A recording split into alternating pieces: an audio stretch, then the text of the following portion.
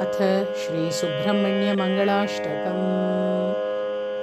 शिवयोस्तनुजायास्तु श्रितमन्दारशाखिनी शिखिवर्यतुरङ्गाय सुब्रह्मण्याय मङ्गलम्।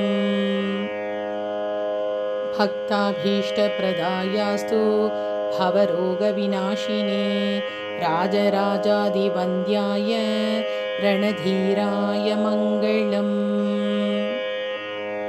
शूरपद्मादिदैत्येय तमिस्रकुलभानवे तारकासुरकालाय बालकायास्तु मङ्गलम्।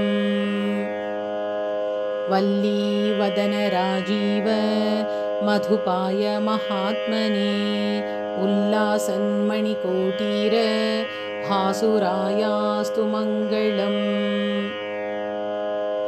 कन्दर्पकोटिलावण्य निधये कामदायिने कुलिशायुधहस्ताय कुमारायास्तु मङ्गलम्।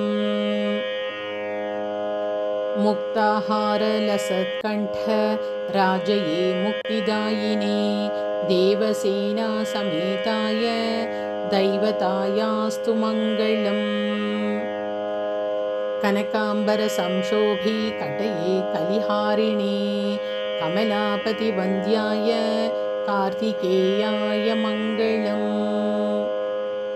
शरकाननजाताय शूराय शुभदायिने शीतभानुसमास्याय शरण्यायास्तु मङ्गलम्।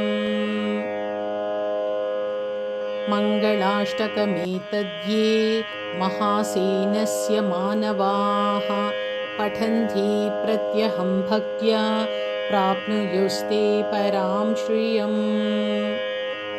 इति श्रीसुब्रह्मण्यमङ्गलाष्टकम्।